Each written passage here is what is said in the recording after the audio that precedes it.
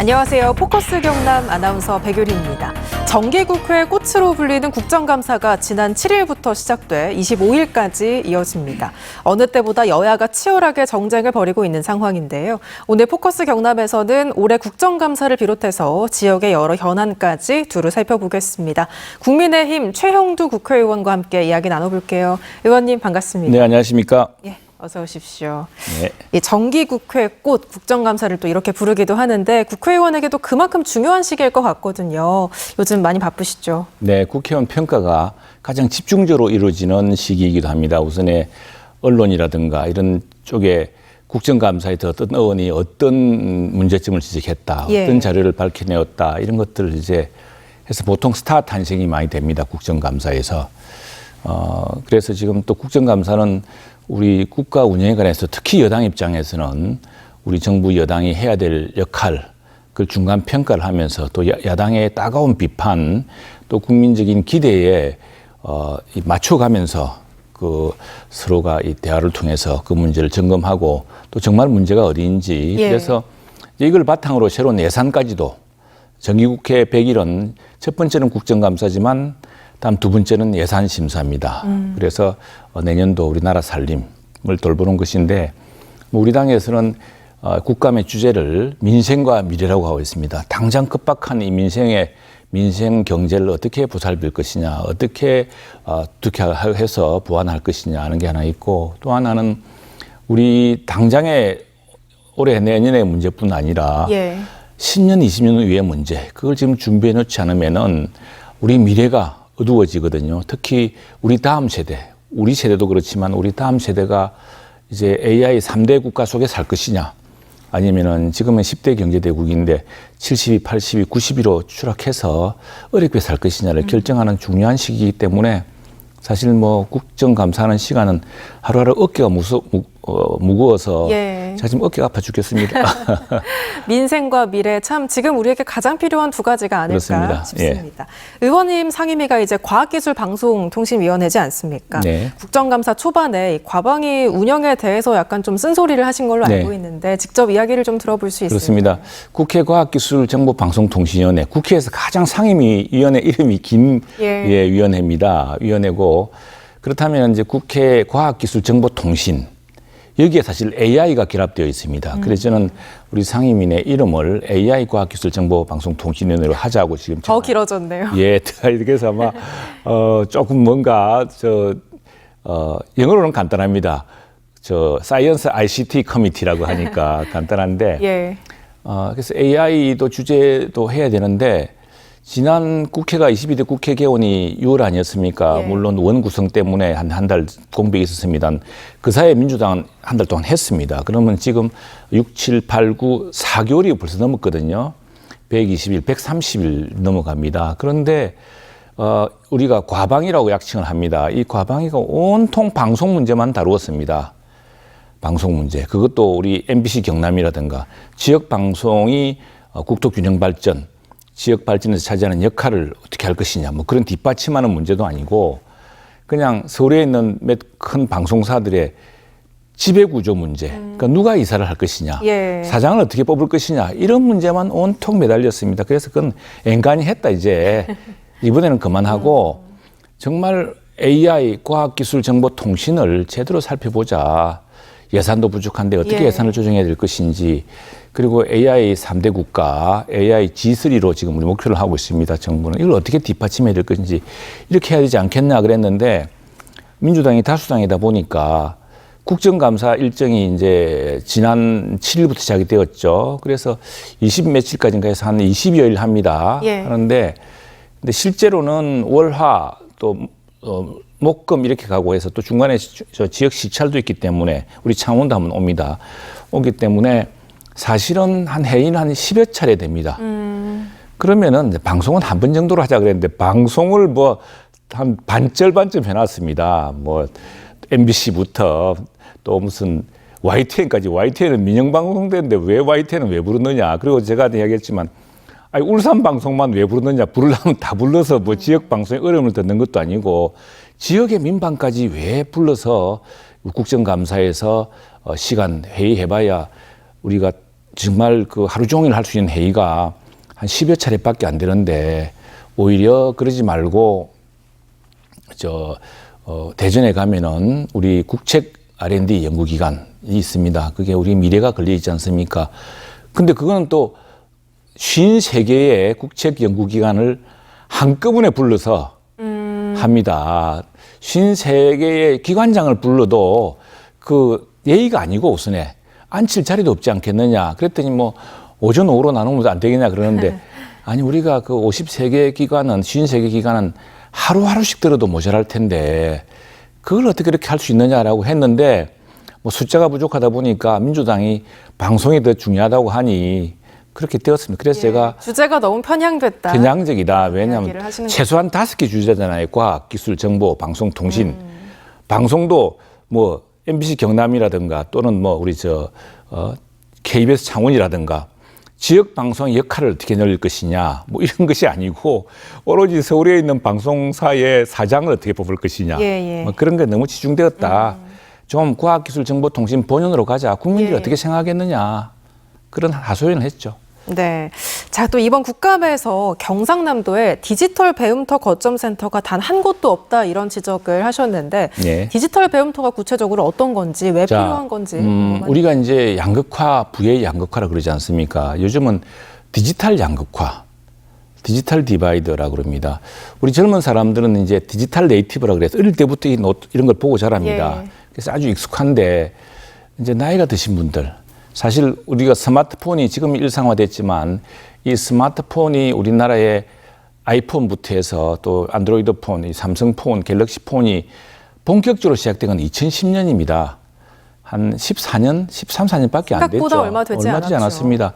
그러니까 지금의 한 60대부터 되면 상당히 이게 덜 익숙합니다. 물론 뭐 유튜브도 잘 보시고 하지만 MBC 경남도 유튜브 보고 하지만 그런데 근데 모든 행정적인 것들 요즘은 사실은 동네 선거도 이 전자투표를 하지 않습니까? 그러니까 이 나이 드신 분들 또 이 디지털 기기에 익숙치 않은 사람들은 점점 이 혜택으로부터 멀어져 갑니다. 이게 이제 디지털 양극화입니다. 근데 지금은 주문도 이제 키오스크로 다 하지 않습니까?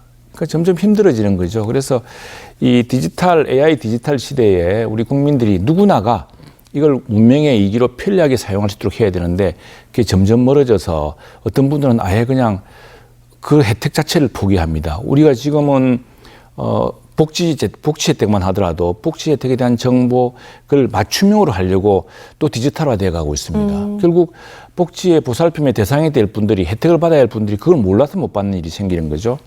그래서 이 디지털 배움터 같은 게 필요하다는 이야기고요.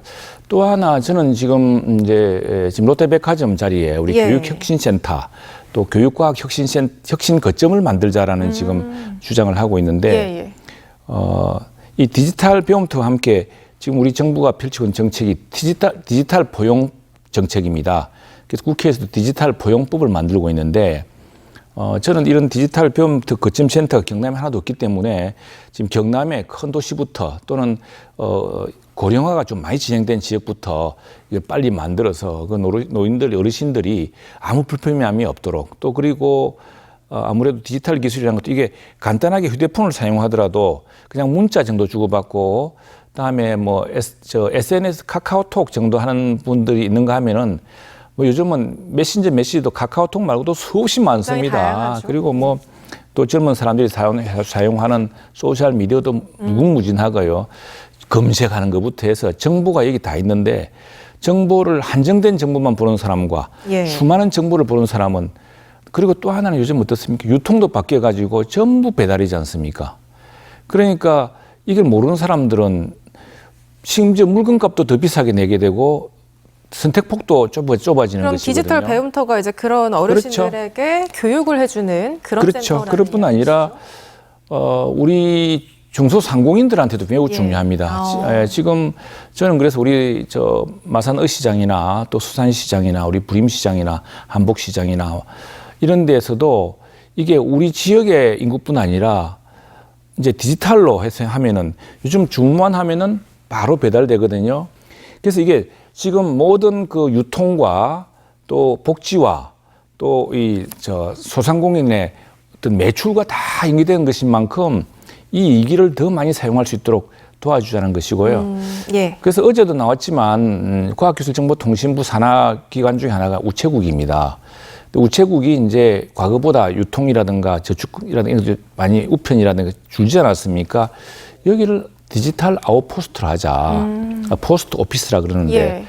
이제 아웃포스트는 군대 용어인데 옛날에 OP라 그러면 잘 알 겁니다. 그러니까 최전방에서 막아주고 뭐 해주는 건데 디지털 아웃포스트로 해서 우체국은 우리 동네마다 다 있습니다. 어르신들이나 또는 소상공인들이라든가 이런 분들이 디지털에 대해서 조금 모르겠다 난 물어볼 사람도 없어요. 손자 손녀가 옆에 있는 것도 아니고 그걸 언제나 물어보고 그걸 할 수 있는 도움을 받을 수 있는 공간을 하자. 이제 이런 취지를 예. 지금 지적을 하고 있습니다. 예. 또 아까 말씀하신 건 롯데백화점 마산점이 그 폐업한 자리를 좀 활용하자 이런 예. 말씀을 하셨는데 구체적으로 어떤 이야기인지 듣고 싶습니다. 지금 롯데백화점이 이제 갑작스레 저렇게 폐점을 하면서 우리 상권에 타격이 크고 정말 한때 7대 도시의 어떤 화양연화라고 할까요? 랜드마크였습니다. 사실은 이 마산이 잘 나갈 때 대한민국 도시 중에요. 그 롯데백화점하고 신세계백화점 두 개가 동시에 있는 도시가 몇 개 없습니다. 큰 자부심이었는데 돌연 이제 저렇게 철수하면서 큰 이제 우리가 상실감에 빠졌죠. 예.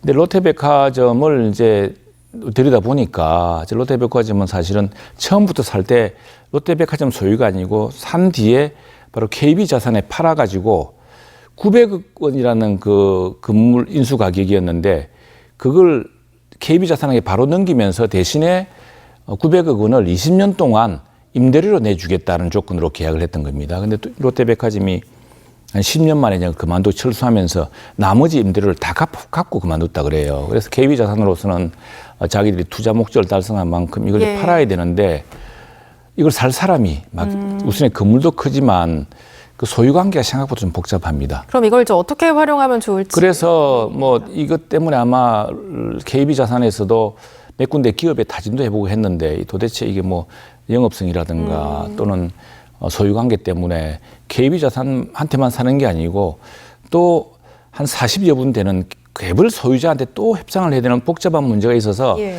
이게 민간끼리 거래하기 좀 어렵게 되었습니다. 그래서 지난번에 공청회를 통해서 학부모 단체 또 시의원, 도의원 또 마산에 이제 어떤 뜻 있는 유지들 마산 포럼 그리고 우리 학교 운영위원회 협의회 이렇게 와서 또 교육부 이렇게 와가지고 한번 토론을 했습니다. 그때 나온 것이 교육 특구로 만들자. 지금 이렇게 디지털 교육 또 AI 디지털 교과서도 나옵니다. 그리고 지금 우리 과학기술이 자꾸 발전하면서 네. 우리 젊은 사람들한테 과학기술, AI를 직접 체험할 수 있는 그런 것도 많이 필요하거든요. 그래서 이걸 교육, 과학, 문화 특구처럼 만들어서 특구라고 하면 보통 뭐 한 큰 넓은 지역을 이야기한다고 생각하지만 건물 하나가 특구가 될 수 있다고 합니다. 그래서 그걸 해서 창원특례시 또 경남교육청, 교육부, 과학기술부, 문화체육부라든가 그러니까 일단은 이게 이제 지방자치단체가 우선에 이 소유를 하게 되면은 예. 공공건물로 이제 인수를 하게 됩니다. 그렇게 되면은 그 매수 과정도 공공수용이 되기 때문에 비교적 이 타협 가능성이 높아지고요. 또 이게 되면은 지금 마산에 부족한 또 창원이나 경남에 부족한 교육시설이 많습니다. 당장 내년부터 실시되는 AI 디지털 교과서 체험센터. 많은 학부모들이 AI 디지털 교과서를 한다니까 아니 안 그래도 우리 애들이 맨날 무슨 이거 보면서 게임한다고 정신이 없는데 학교에서 책을 보라 그래야지 그걸 보라 하면 되겠느냐. 그리고 조금 더 생각이 이제 많으신 분들은 아니 무대력이 떨어지지 않겠느냐. 걱정이 많습니다. 많은데 우선에 이게 AI 디지털 교과서는 클라우드 기반이기 때문에 게임 같은 걸 못하게 돼 있습니다. 그건 완전 차단돼 있고요. 예. 그다음에 이제 문해력도 우선에 디지털 세대와 디지털 이전 세대가 좀 다릅니다. 지금 벌써 보면 아이들이 책보다는 이게 더 익숙한 세대가 되었습니다. 네, 많이 달라졌더라고요. 여기다 세대가. 또 디지털 문해력을 높이기 경우에는 그리고 충분히 보완제가 될 수 있을 것이라는 점 하나인데 근데 제가 많은 이제 학부모들하고 이야기를 해보니까 특히 서울 학부모들 이야기가 서울시리 들어보니까 AI 디지털 교과서 체험센터를 가보니까 걱정하던 게 그게 아니더라. 이 완전히 새로운 세상이 열리고 있더라.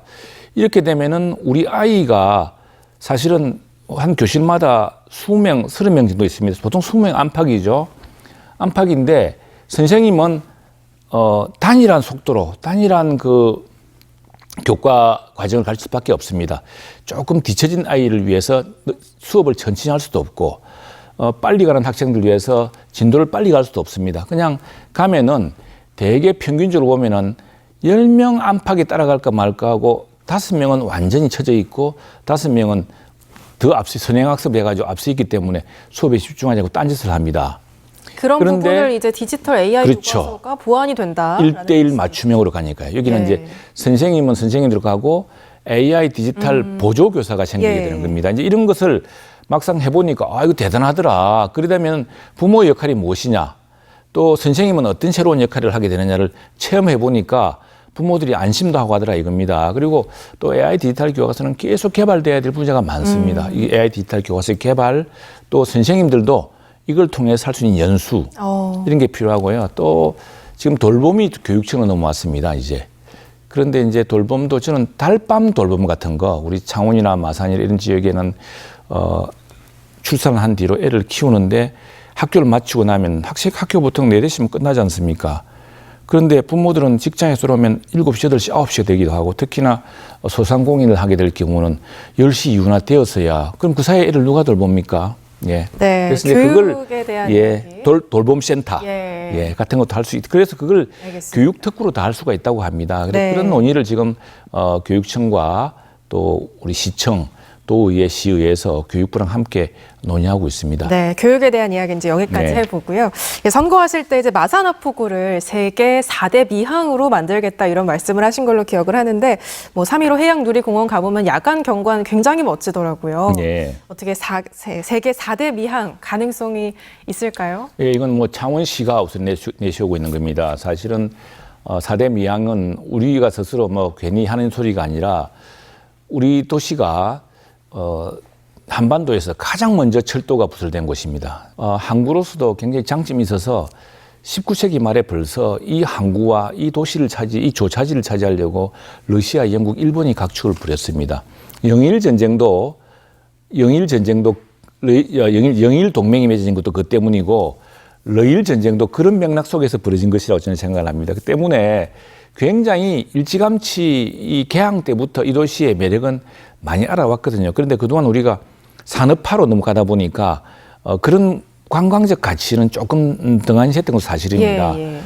지금 부산만 하더라도 거대한 그 크루즈가 들어오거든요. 크루즈 시대가 되고 있습니다. 근데 크루즈가 보면은 부산항에서 뭐 나가사키를 갔다가 뭐 대만 카오슝까지 가고 혹은 푸켓을 가고 이렇게 돼 있는데, 그 코스를 사실 우리 대한민국 지중해라고 불릴 만한 이 마산과 진해와 그다음에 저 고성, 통영, 거제로 둘러싼 이 바다, 그리고 한려수도 이쪽을 만일 크루즈를 하면 굉장히 반할 겁니다. 그래서 크루즈항도 지금 유치를 하려고 하고 있고, 경상남도와 창원시에서 이미 많은 연구를 하고 있습니다. 그리고 지금 정부로서도 남해안 관광을 위해서 남해안 관광의 어떤 핵심적인 사업들로 몇 가지 검토를 하고 있기 때문에 세계 4대 미항이라는 것은 제가 붙인 것은 아니지만 우리 창원시가 우리 마산을 위해서 굉장히 큰 아이디어를 냈다. 참 고맙게 생각하고 있습니다. 네. 이외에도 뭐 최근에 지역과 관련해서 가장 관심 있게 보고 있는 것들이 있다면 어떤 것들이 있을지? 예, 지난 연초에 우리 도시가 특히 마산 해양 신도시 지역 도시첨단 산업지구가 대한민국 최초의 디지털 자유무역 지역으로 지정고시가 되었습니다. 그 디지털이 이제 AI고 AI가 디지털이 된 시대입니다. 그래서 AI 디지털 자유무역 지역 도시라는 것을 전면에 내세워서 우리가 자유무역 지역으로 해서 마산이 실태 도시가 갔던 거거든요. 그 자유무역 지역이 한때 4만 명까지 일했습니다. 지금은 6천 명도 일하지 않습니다. 그러니까 마산이 이전에 비해서 얼마나 많이 쇠락했느냐가 그 수치를 보면 알고 있지 않습니까? 그래서 지금 우리 윤한홍 의원과 함께 마산 자유무역 지역은 1자유무역 지역이죠. 그곳은 이제 국가 산단으로 성격을 시켰습니다. 그래서 건폐율을 높여주고, 다음에 실제로 거기서 건실하게 지금까지 큰 사업과 고용과 수출을 해왔던 기업들이 그 땅을 분양받을 수 있도록 이렇게 지금 하고 있습니다. 그렇게 되면 더 큰 투자를 할 수 있겠죠. 그래서 만약 2배만 하더라도 5천 명의 고용이 더 늘게 되겠죠. 또 제2자유무역지구로 지정된 저곳에 이제 AI 디지털 자유무역지역이 들어선다고 한다면은 우선 국내에서는 판교 테크노밸리 비슷한 유행이 될 것입니다. 그리고 국제로 보자면은 뭐 실리콘밸리 같은 식으로 가려고 하죠. 지금 창원시와 정부가 진행하는 방향은 한 4천 명 정도의 고용 효과, ICT 기업, AI 디지털 기업 위주로 이제 가려고 하는데 AI 디지털 기업이 어떻게 창원에 가능하냐? AI는 데이터를 먹고 삽니다. 예. 그 미국의 AI에 강한 것은 영어 문화라고 하는 엄청나게 방대한 텍스트와 이런 컨텐츠가 있기 때문에 가능한 것인 거죠. 그러면 우리는 네이버가 물론 있긴 합니다만 우리는 훨씬 중요한 데이터를 이 도시가 갖고 있습니다. 그건 뭐냐면 제조 데이터입니다. 창원에 있는 지금 하나 에어로스페이스, 그다음에 두산 에너빌리티, 현대로템, 그다음에 세계 최고의 스마트 팩토리라고 불리는 백색가전의 LG전자, 수많은 기업들이 지금 기가 팩토리급입니다. 이게 예. 이게 뭐 국제적으로 이런 큰 공장 제조 시설을 가진 곳이 없습니다. 또 나아가서 그 제도에 이제 하나 오션까지 있죠. 네. 지금 우리의 이제 이 기계 산업 또 이 우리 공업 기술, 제조업 기술이 어느 정도냐면은 전차하면 세계적으로 독일 전차였습니다. 근데 우리 하나 에어로스페이스의 전차, 현대로템의 장갑차 전차가 독일 전차 장갑차를 앞서고 있습니다. 그게 이제 호주에서 최대 방산 사업을 수출했고 유럽에도 수출되고 있거든요.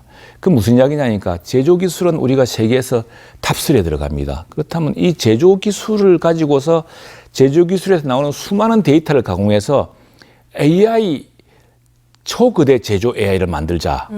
이걸 이제 저하고 우리 이 몇 군데서 제안을 해가지고 예. 카이스트, 경남 TP, 경남대학교의 이제 공학부 교수들 네. 해서 이 사업이 정부 국책 사업이 되었는데 여기에 지금 뭐 마이크로소프트 코리아, 아마존 웹 서비스, 그다음에 지금 구글도 관심 가지고 있습니다. 그다음에 아마 기업 하시는 분은 잘 아실 텐데 전사적 자원 관리, ERP로 유명한 SAP, 뭐 또 카이스트 이 많은 곳들이 관심을 가지고 있고 우리 지역의 중견기업들이 벌써 제조 데이터를 같이 가공해보자. 그래서 그렇게 할 경우에 굉장히 정밀한 우리 제조업의 수준을 한 단계 더 높이는 중국이라든가 다른 나라가 따라올 수만큼 제조업의 질을 높이고 생산 단가를 낮추고 고용의 질을 더 높이는 이런 게 가능할 거라고 보기 때문에 마산과 창원, 우리 경남이 AI 시대에는 초거대 제조 AI로 대한민국을 살리는 핵심 도시가 될 것이다. 이런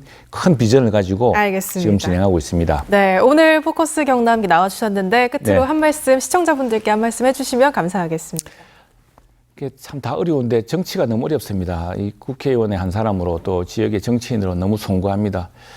저희가 많이 부족합니다. 특히 갈수록 정치가 양극화되어서 정말 민생과 미래를 보고 가야 되는데 당장 당대표와 무슨 뭐 이런 갈등 또는 당대표의 사법 리스크 방어 뭐 이걸로 정치가 소진되고 있는 것 같아서 너무 아쉽습니다. 하지만 우선에 저부터라도 또 우리 경남의 동료 의원들 특히 경남의 의원이라고 한다면 우리 민주당 의원들도 힘을 합쳐서 경남 발전, 우리 대한민국의 국토 균형 발전을 위해서 함께 열심히 노력하겠습니다. 네, 알겠습니다. 오늘 말씀 잘 들었습니다. 고맙습니다. 감사합니다.